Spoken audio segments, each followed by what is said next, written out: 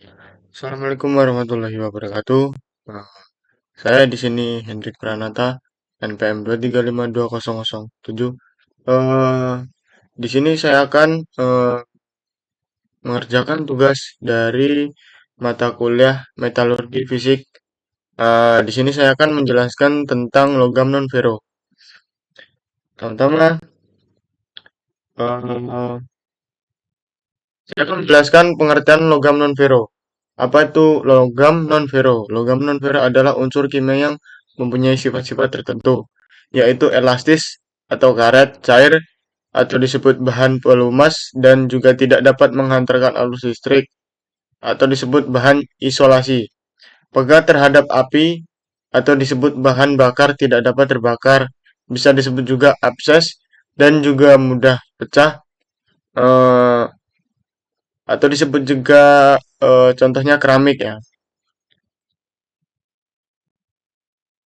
Kemudian jenis-jenis logam non-ferro.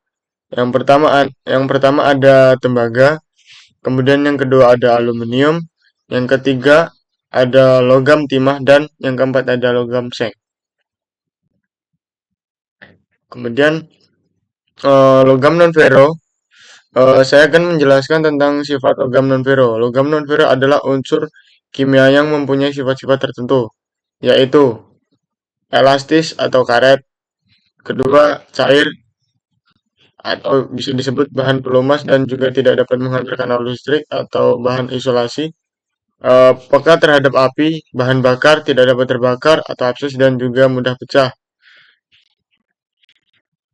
Eh, apa itu non-ferro? Non-ferro adalah istilah yang digunakan dalam industri logam untuk merujuk pada logam yang tidak mengandung besi. Kata non-ferro sendiri berasal dari bahasa Latin dengan non yang berarti tidak dan ferro yang berarti besi. Biasanya logam non-ferro digunakan untuk aplikasi yang membutuhkan sifat khusus seperti ketahanan terhadap korosi, konduktivitas listrik, kekuatan, atau kestabilan termal. Logam non-ferro umumnya digunakan dalam industri otomotif, konstruksi, elektronik, dan manufaktur. Beberapa contoh logam non-ferro yang populer meliputi aluminium, tembaga, timah, seng, nikel, dan titanium. Cara non-ferro memproses logam non-ferro melibatkan serangkaian proses yang dirancang untuk menghasilkan produk akhir dengan sifat-sifat khusus. Berikut adalah beberapa langkah umum dalam proses pengolahan logam non-ferro. Yang pertama pengecoran, kemudian yang kedua pemesinan, yang ketiga pembentukan, dan yang keempat pengelasan, dan yang terakhir finishing. Kemudian FAQ atau pertanyaan yang sering diajukan. Satu, apa kelebihan logam non-ferro dibandingkan dengan logam ferro?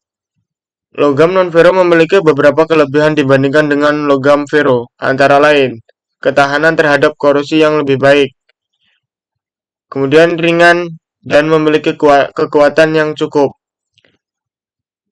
kemudian konduktivitas listrik yang tinggi, dan tidak mudah terpengaruh oleh magne. Yang kedua, apa saja aplikasi logam non-ferro? Logam non-ferro digunakan dalam berbagai industri dan aplikasi, termasuk yang pertama, industri otomotif. Logam non-ferro digunakan dalam pembuatan mesin, bodi kendaraan, dan komponen lainnya. Kemudian industri konstruksi, logam non-ferro digunakan dalam bangunan dan struktur, terutama untuk ketahanan terhadap korosi dan kekuatan yang tinggi. Kemudian yang ketiga, instruksi elektronik. Logam non-ferro digunakan dalam produksi komponen elektronik seperti kabel, koneksi, dan peralatan lainnya. Yang terakhir, industri manufaktur. Logam non-ferro digunakan dalam produksi peralatan dan mesin, serta berbagai bahan baku untuk produk lainnya. Yang ketiga, apakah logam non-ferro dapat didaur ulang? Ya, logam non-ferro dapat didaur ulang. Proses daur ulang logam non-ferro melibatkan pemanasan logam bekas untuk memisahkan logam dari kotoran dan kontamina lainnya. Setelah proses pemurnian, logam non-ferro yang telah didaur ulang dapat digunakan kembali untuk berbagai aplikasi. Kesimpulannya, Dalam industri logam, logam non-ferro memiliki peran penting dalam berbagai aplikasi. Mereka menawarkan kelebihan seperti ketahanan terhadap korosi, ringan namun kuat, dan konduktivitas listrik yang baik. Proses pengolahan logam non-ferro melibatkan serangkaian langkah seperti pengecoran, pemesinan, pembentukan, pengelasan, dan finishing. Logam non-ferro juga dapat didaur ulang untuk digunakan kembali. Dengan begitu, penggunaan logam non-ferro dapat membantu dalam penciptaan produk yang berkualitas, tahan lama, dan berkelanjutan. Kegunaan logam non-ferro. Logam non-ferro memiliki sifat dan karakteristik tertentu yang berbeda dari logam ferro.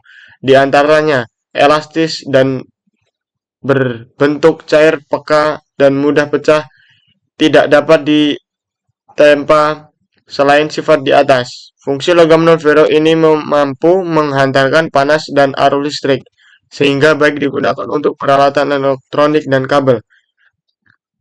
Karakter logam non-ferro. Logam yang dapat atau logam yang tidak dapat mengandung unsur besi atau Fe.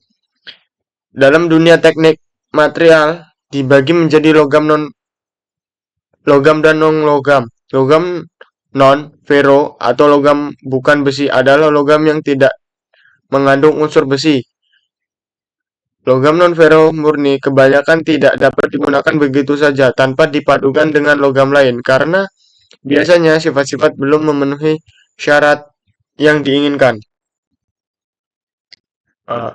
Logam non-ferro dalam industri. Berikut ini adalah aplikasi dari logam ferro dalam industri. Besi atau simbolnya Fe. Besi digunakan secara luas dalam konstruksi dan pembuatan mesin karena kekuatan dan daya tahannya. Ini digunakan untuk struktur bangunan, pembuatan alat-alat berat, dan komponen mesin yang memerlukan kekuatan mekanis yang tinggi. Logam non-ferro dalam kehidupan sehari-hari. Logam non-ferro memiliki sifat dan karakteristik tertentu yang berbeda dari logam ferro. Di antaranya elastis dan berbentuk cair, peka, dan mudah pecah, tidak dapat ditempa selain sifat di atas. Fungsi logam non-ferro mampu menghantarkan panas dan arus listrik sehingga baik digunakan untuk peralatan elektronik dan kabel. Logam non-ferro menurut bahasa. Logam bukan besi. Logam non-ferro atau non-ferrous metal adalah jenis logam yang secara kimiawi tidak memiliki unsur besi atau ferro. Oleh karena itu, logam jenis ini disebut sebagai logam bukan besi atau non-ferro. Logam non-ferro menurut sejarah. Logam non-ferro adalah logam pertama yang digunakan oleh manusia dalam metalurgi. Emas, perak, dan tembaga ada dalam bentuk kristal asli tetapi berbentuk logam. Logam-logam ini, meskipun langka, dapat ditemukan dalam jumlah yang cukup untuk menarik perhatian orang. Logam-logam ini tidak terlalu sensitif terhadap oksigen dibandingkan logam-logam lainnya dan bahkan dapat ditemukan dalam kondisi lapuk. Tembaga adalah logam pertama yang ditempa. Cukup lunak untuk dibuat menjadi berbagai benda dengan penempaan dingin dan dapat dilebur dalam wadah. Emas, perak, dan tembaga menggantikan beberapa fungsi sumber daya alam lainnya, seperti kayu dan batu, karena dapat dibentuk menjadi berbagai bentuk untuk penggunaan yang berbeda. Karena kelangkaannya, benda-benda emas, perak, dan tembaga ini dianggap sebagai benda-benda mewah dan ditangani dengan sangat sehati-hatinya. Penggunaan tembaga juga meramalkan transisi dari zaman batu ke zaman tembaga. Zaman perunggu yang mengikuti zaman tembaga sekali lagi ditandai dengan penemuan paduan perunggu, tembaga, dan logam non-besi timah. Terima kasih, sekian dari saya. Apabila ada salah kata, saya mohon maaf. Saya Hendrik Pranata. Sekian. Wassalamualaikum warahmatullahi wabarakatuh.